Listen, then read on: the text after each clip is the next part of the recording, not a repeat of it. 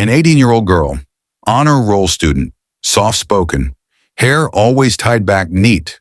Teachers loved her. She had college applications sitting on the kitchen counter, a part-time job at the library, and a future that seemed already half-written, until she threw it all away. Not for drugs, not for money, but for the man who stood at the altar with her mother. Behind closed doors, that love turned into something else. And soon she wasn't the girl everyone thought they knew. What happened next would shock an entire town. You won't believe who died and who orchestrated it all. Stay with me. Sophia Carter was the kind of girl people barely noticed in a crowd, but not because she lacked presence. At 18, she had already secured early admission to 2 state universities. When people asked Elaine, her mother, what it was like raising such a well-mannered girl, she'd say, "I got lucky." But luck has a way of changing its shape. Elaine Carter had been through the kind of divorce that leaves bruises no one sees. She spent 2 years rebuilding, working overtime, cutting coupons, swallowing the lump in her throat every time she noticed Sophia watching her struggle. Then Mark Dawson entered their lives. He was a contractor, ex-military, handsome, controlled. Sophia seemed fine with it. No tantrums, no complaints. She even helped plan the wedding, picked out the flowers herself. People said she looked lovely in lavender that day. But a few months after they moved in together, something began to shift. Sophia stopped bringing friends over. Mark had started spending more time at home. He wasn't working as many jobs anymore. He said he wanted to focus on family.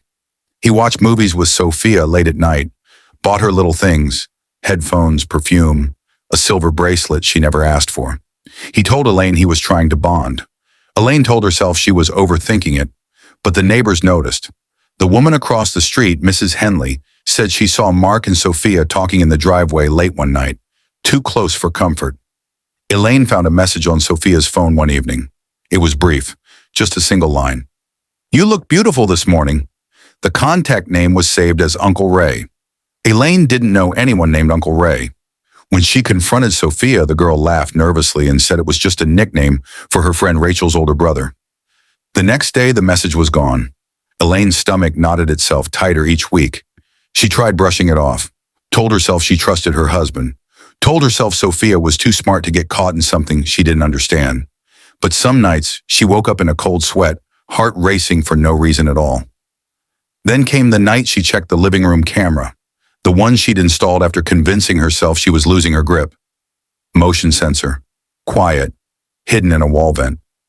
At first, nothing, just the cat walking past. Then Mark, sitting on the couch. Sophia beside him, too close. He leaned in. She didn't move away. He said something. There was no audio, but she smiled. Elaine paused the footage, rewound, played it again. Her hands shook. She closed the laptop and never opened it again. By then, it was already too late. She never told anyone what she saw. Maybe she was afraid of being wrong, or maybe some part of her already knew the truth and just couldn't face what it would mean. What started as a perfect home had taken on a tension you couldn't name, but could feel. Thick in the air, in the way Sophia avoided her mother's eyes, in the way Mark smiled just a little too long, in the way silence lingered after certain questions. From the outside, it was a quiet household, stable, ordinary. But behind those walls, something had already cracked, and what came through that crack would be enough to destroy them all. The first betrayal was invisible. The next one would be soaked in blood. Elaine sat alone in the dark. Laptop screen dimmed but still glowing. Her fingers hovered above the keyboard, trembling, not from fear, but from something colder. Heavier. What she had just witnessed wasn't subtle. It wasn't a misunderstanding. It was calculated, rehearsed. Mark leaned toward Sophia like he'd done it 100 times before, and Sophia didn't flinch. She tilted her head. She smiled. A smile that Elaine hadn't seen in months. The betrayal wasn't in what they said. It was in the ease, the comfort, the way Sophia's hand brushed his arm for just a moment. Not by accident. Elaine wanted to scream, but the air in her lungs refused to move. She hit pause, leaned back in her chair, and in that silence, she understood something she couldn't unknow. This wasn't grooming. It wasn't a crush. This was mutual, consensual, ongoing. Her daughter wasn't being manipulated anymore. She was choosing him. And Mark, he wasn't hiding it. Not really. Elaine thought about waking Sophia right then, dragging her out of bed, demanding the truth. But what would she say? How would she explain the footage? How would Sophia explain that look in her eyes? There was no misunderstanding here. There were no mixed signals. There was only one truth, and it hit Elaine with the weight of a funeral bell. Her daughter wasn't in danger. Her daughter was involved, and worse, she wasn't walking away from it. Whatever had started between them had passed the point of no return. Elaine closed the laptop. Her hands were ice, her heart beating in her ears. She wanted to believe it was over, that it had just been one mistake, one lapse. But then, the next morning, Mark and Sophia sat at the table, laughing over breakfast, sharing a private joke, eyes meeting too long. Elaine burned the eggs. That day, she didn't just lose her appetite, she lost her family. And she knew something had to be done, because whatever this was, it wasn't going to end quietly. It never does. What began as secrecy turned into obsession. They couldn't stop. Not after Elaine found the video, not after the confrontations, not after the cold glares across the dinner table. The house had become a pressure cooker. Elaine walked like she was in enemy territory. Mark and Sophia barely hid their alliance, and at night the lights would flick off early, but whispered voices still floated under doors. That's when it escalated. Secret meetups, rundown hotels just outside town, paid in cash. They didn't even try to hide the receipts anymore. Sophia began rewriting the story in her own head. Her mother wasn't a victim. She was the villain, the one who stood in the way, the jealous one, the one who couldn't accept true love. Mark leaned into that narrative. He played the wounded man, the one trapped in a marriage he never wanted, the one who tried to break it off, but Elaine just wouldn't let go. She's toxic, he told Sophia one night in the car, parked behind a gas station. She hits me sometimes, screams at me when you're at school. Lies, but told with a trembling voice and a steady hand. Sophia believed him. She had to, because if she didn't, then everything she was sacrificing would have no meaning. They needed a way out, but not just any way, a clean break. Plan A was simple: run, disappearing into another state, maybe another country. But Mark had debts. He was on VA disability. He said they wouldn't make it. Then came Plan B. It wasn't spoken all at once, just fragments, hints. What if she wasn't here anymore? What if it was just us? You and me, Sophia, finally free. Sophia didn't flinch. She nodded. And that's when something inside her clicked. The fear she once had of being caught was gone, replaced with purpose, precision. She became the architect, every detail, every minute, mapped out like a school project. She leaves for groceries around 5, always the same store, always the same route. She never locks the laundry room door when she's rushing. Grandma's asleep by 6. The TV stays on, but she won't hear a thing. She drew diagrams, hand-sketched floor plans, even noted the creaks in the hallway floorboards to avoid. It wasn't just planning. It was rehearsal, practice, and Mark. He had the final piece, an old friend from his past. Dishonorable discharge. 2 stints in county jail. No job, no questions. Sophia never met him in person, but she knew his name, knew what he looked like, and she knew what he was coming to do. She left the garage door code on a sticky note, the layout on a flash drive, tucked the spare key behind the hose reel. She even cleaned the weapons, wiped down the bullets with rubbing alcohol, labeled the drawer, old kitchen tools just in case someone looked. This wasn't panic. This wasn't desperation. It was cold, measured. She went to school the next day, turned in a paper about To Kill a Mockingbird, and smiled when her teacher called her brilliant. Nobody knew, not her classmates, not her grandmother, not even Elaine, who thought the worst had passed, but the fuse was already lit, and the 2 people she trusted most, her daughter and her husband, were counting down to detonation. In less than a week, everything would explode. If you're watching this and wondering, how could she?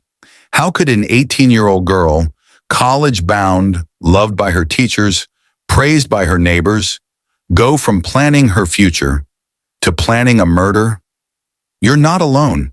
Even seasoned investigators said they missed the signs. Even Elaine's closest friends thought it was just teenage rebellion. But underneath all of it, something was unraveling, and no one stopped to pull the thread. Tell me what you think. Would you have seen this coming? Would you have believed your own daughter could hand over the house code to a killer? Drop your thoughts in the comments. Let's talk about it. Subscribe for more twisted true crime stories. Hit like if you're still with me, and tell us where in the world you're watching this from. Because what happens next takes this story from shocking to unforgettable. June 19th, 9:02 p.m.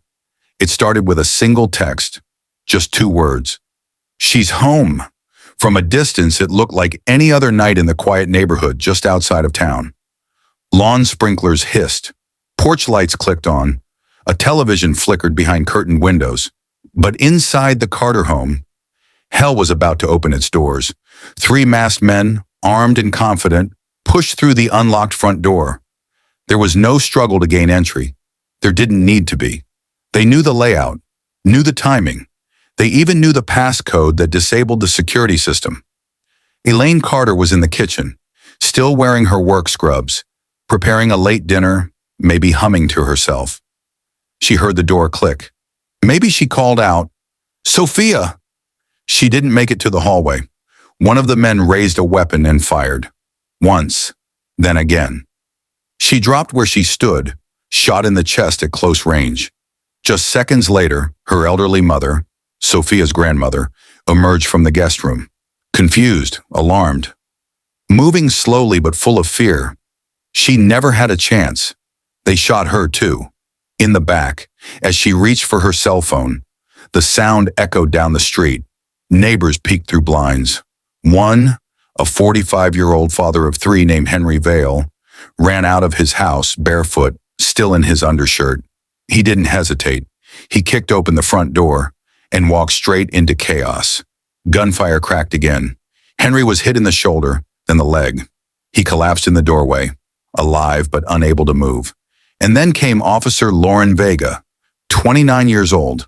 First on the scene after the 911 calls flooded dispatch. She pulled up alone, no backup yet. Standard protocol in a neighborhood like this. She heard the gunshots. She didn't wait. She drew her weapon, radioed her location, and ran toward the front steps. No one saw exactly how it happened, but what's known is this. Officer Vega never left the house. A single round caught her just under the vest. She went down, right there in the foyer, and standing outside on the lawn was Sophia Carter. Her cheeks were streaked with tears, her makeup smeared. She looked like a victim. She told officers she had been hiding in her closet, that she heard the screams, that she had no idea who the intruders were, that she tried to save her mom but couldn't move, couldn't breathe, couldn't think. Her performance was convincing. For a few hours, even detectives believed her. But evidence doesn't cry. Evidence doesn't shake or tremble. And when they dusted the gun box, the one hidden behind the dryer in the garage, they found her fingerprints, clear, undeniable, on the inside lid, on the magazine clip, and on the paper map that had marked the positions of every room in the house. Sophia Carter was no bystander. She was the architect. The story unraveled faster than anyone expected. Within hours of the bloodshed, the police were already assembling the puzzle. Except this wasn't a mystery of who, but why. And the why would leave even hardened detectives unsettled. In the early morning light, detectives combed the Carter home. Every drawer, every hard drive, every hidden folder. They pulled phone records, messages, social media archives. They found burner texts sent between Sophia and a number registered to Mark Dawson. Buried in the cache of data, deleted but recoverable, were strings of messages. We can finally be together. She can't keep us apart forever. I love you more than she ever did. It wasn't just lust. It was obsession. Documented, time-stamped, undeniable. And then came the smoking gun, literally and figuratively. Inside the guest bathroom trash can, beneath layers of tissue and makeup wipes, investigators found a love note. It was handwritten. It said, "After tonight, we're free. I'll hold you while she's still warm." It was signed with a heart and the letter M. The moment the prosecution saw that note, the case changed. Sophia Carter and Mark Dawson were arrested the following day. The media descended. Every headline screamed betrayal, forbidden love, murder. Former classmates were interviewed. Teachers, neighbors. No one could make sense of it. The Golden Girl, straight A's, AP classes, scholarship letters already on the table, was now in a jumpsuit, chained at the wrists, sitting beside a man she used to call Dad. Inside the courtroom, the air was thick. Reporters packed every bench. Cameras weren't allowed inside, but the sketches told enough. Sophia, stone-faced. Mark, haggard, eyes sunken, still trying to look innocent. The trial dragged on for weeks. Prosecutors laid it bare, charting the timeline, reading texts aloud, replaying home security footage where Sophia clearly disables the alarm just before the break-in. A video was shown where Sophia and Mark are in a hotel lobby together, days before the murder, smiling, holding hands. He even kissed her on the cheek. The jury watched, some visibly disturbed, others disgusted. When Mark took the stand, he threw her under the bus. He claimed she seduced him, that he tried to stop it, that she wanted her mother dead and manipulated him into going along. Sophia didn't flinch.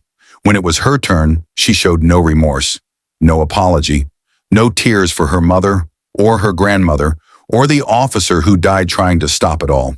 She spoke like someone recounting a school essay, clinical, detached, cold. The courtroom was silent when the verdict came in. Guilty on all counts. Aggravated murder, conspiracy, accessory to the murder of a law enforcement officer. Mark Dawson, age 42, received life without parole. Sophia Carter, just 19, was tried as an adult. She received life, plus 60 years, no parole, no second chance. Psychologists were brought in during sentencing. The public wanted to know, how did this happen? No history of trauma, no diagnosed mental illness. What they found instead was something more chilling. Narcissistic traits, a craving for control, a sharp intelligence she used to manipulate.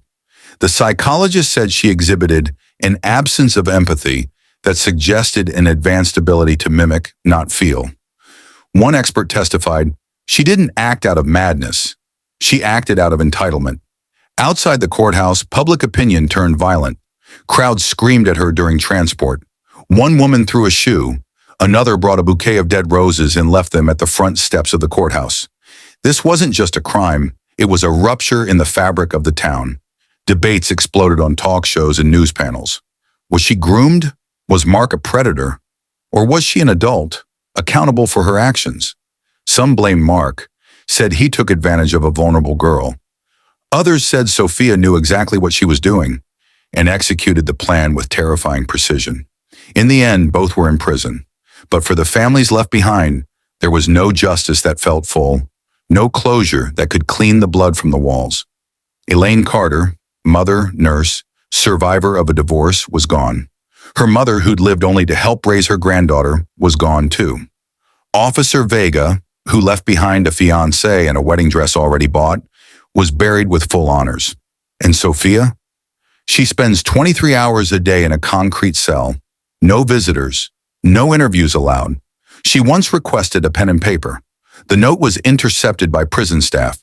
It read, "I'd do it again." That line never made it to the news, but it sits in the file, sealed, cold, just like the girl who wrote it. This wasn't just a family tragedy. It was a collapse, planned, measured, and executed from the inside. No masked strangers, no unknown stalkers, no random acts of violence. The horror of what unfolded inside that quiet home on June 19th was born from within.